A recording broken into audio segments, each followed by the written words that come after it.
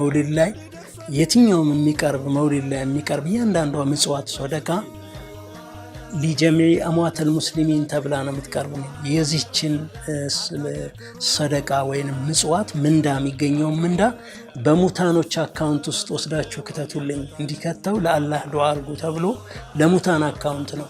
የሚገርመው ነገር እዛ ዑለሞቹ እንግዲህ ብዙ ሺህ ሰው ነው ቁርአን ሲቀራ ያድራል፣ ዚክር ሲያደርግ ያድራል፣ ሲሰግድ ያድራል፣ ወይ ደግሞ ሶላዋት ሲል ያድራል። ሌሎች ልዩ ልዩ የአምልኮ የዒባዳ ክንውኖችን ያከናውናል።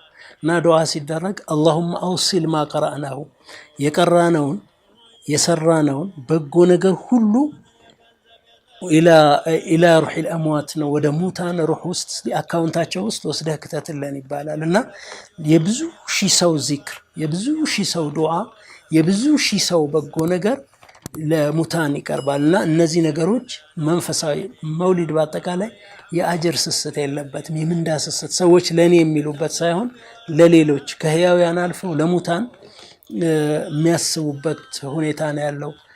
ሌላው የመውሊድ ፋይዳ ምንድነው? ኪነ ጥበባዊ ፋይዳው ነው። የመውሊድ ማዕዶች ላይ ዑለሞች በተለይ ደግሞ ባለቅኔዎችና ገጣሚዎች የግጥም ክህሎታቸውን የሚያሳዩበት አመታዊ ኮንፈረንስ፣ አመታዊ ኮንሰርት ነገር ነበረ። ትልልቅ መሻይኾች አዳዲስ ሁሌ በየአመቱ አዳዲስ ግጥሞች ነው ተይዘው የሚመጡት።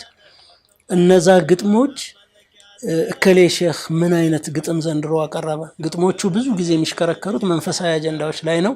በተለይ ደግሞ የነብዩ ሰለላሁ ዐለይሂ ወሰለም የነብዩ መሐመድን ስብዕና ከፍ ከፍ በማድረግና እሳቸውን በመግለጽ ላይ ነውና የግጥም ውድድር ነው የሚመስልህ መድረኩ። እና በጣም የሚገርሙ ችሎታዎች ይታያሉ። በተለይ አረብኛ ግጥሞች ላይ ትልልቅ ገጣሚዎች አሉ በአረብ ላይ። ለምሳሌ ከእስልምና በፊት እና እምራአል ቀይስ የሚባል ገጣሚ ያለ ልክ እንደ ሼክስፒር ምናምን ትልቅ የግጥም ሰው ነው። በጣም የሚገርሙ ሰዎች ናቸው። እንግዲህ የነ ሼክስፒር ግጥም ለምዕተ ዓመታት እኮ እንትን አለ ሰዎችን ይጠናል። ልክ እንደነ አርስቶትል እና ፕላቶ ፊሎሶፊያቸው እኮ ለ7000 ለ6000 ዓመት አሁንም ይጠናል። አሁንም ፍሬ ህይወት አለው። ልክ እንደዛ በጣም ጉልበት ያላቸው ጸሐፊዎች አሉ። እምራአል ቀይስ ለምሳሌ ከእስልምና በፊት የነበረ አሁንም በየዩኒቨርሲቲዎቹ ግጥሞቹ ይጠናሉ። እነ ሸውቂ የሚባሉ አሉ። እነ ቡሰይሪ የዛሬ 700 ዓመት የነበረ በተለይ ነብዩን በማወደስ በጣም